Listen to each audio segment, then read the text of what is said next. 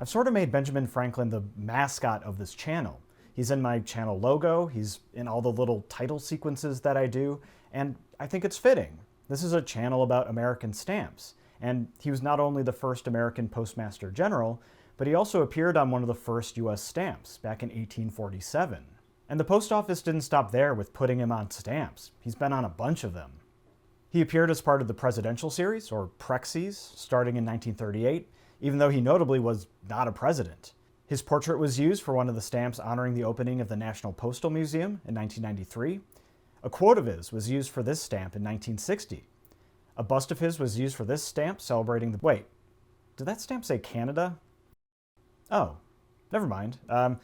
Anyway, his bust was used for this stamp celebrating the US's bicentennial in 1976, which was... Hey, come on.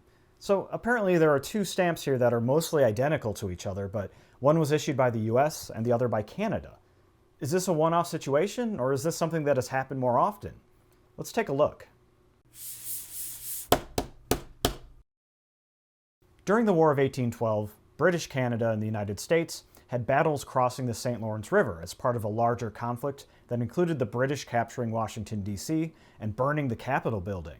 A little over a century later, the United States was a world power, and a declining British Empire had lost Canada to becoming a self-governing nation. So who won in the end, Britain? Those events actually relate to the subject of this video in a couple of different ways. There's a great book on the subject by Charles Verge. Coincidentally, this is actually the copy from the library at the National Postal Museum. I happened to get it through an interlibrary loan. So in 1914, the US and Britain were celebrating 100 years of Pax Britannica et Americana, or the peace since the end of the War of 1812. Apparently, there were some discussions between the US and Canada of each country issuing identical stamp designs on the same day to celebrate, what we call today a joint issue. Unfortunately, the planning of the stamps happened to run into the beginning of World War I, so the idea got scrapped. Verge's book is primarily about what actually became the first joint issue of the United States. He traces the idea back to 1955 to a newly retired Ohio man named Lloyd Merriman, who used his new free time to start a small public relations campaign for a different type of stamp issue. The St. Lawrence Seaway was a few years away from opening. This is a series of canals and locks that links the Atlantic Ocean to the Great Lakes and is shared by the US and Canada. And Merriman thought it would be cool if the two countries celebrated together with a stamp. He was able to get traction with his member in Congress and folks in the St. Lawrence area, especially in the town of Messina, New York. By the time it was picked up by the Postmaster General in 1957, both countries had already been considering stamps on the subject. A mixed team of American and Canadian artists were assembled, and along with some postal officials from both countries, a series of meetings was held in the second half of 1958. Designs were tested out and refined, and eventually the final choice was made. After some last-minute changes, the stamps were announced by both countries in the April of 1959, and the first day of issue ceremonies were held June 26th, in Messina, New York on the American side, and Ottawa, Ontario on the Canadian side. The first joint issue was a lot of work, but it was popular, and the post office did a few more of them pretty quickly. The next year, for instance, the US issued a joint design with Mexico, celebrating their independence, and in 1965, we issued one with Spain, celebrating the 400th anniversary of St. Augustine, Florida. They took some time off, but from 1975 to 2000 or so was the heyday of these partnerships. The 1975 joint issue was actually two stamps, celebrating the Apollo-Soyuz project launched that year with the Soviet Union. A Soviet artist did the stamp depicting the two spacecraft before they linked, and an American artist did the after stamp. There's not a huge difference between the two designs, but it was a diplomatic step forward. So far, I've shown you some straightforward examples of joint issues, where the US and another country released stamps with roughly the same design at roughly the same time. Here's another one from 1983 that was done with Germany, celebrating the Concorde, which was the first ship that brought German immigrants to colonial America. This is an example of a dual canceled cover, where both stamps appear on the same envelope, with each country's first day of issue cancel. A lot of other countries don't usually allow for multiple cancellations, but will make exceptions for American joint issues. You'll also notice that the postmark dates are different here.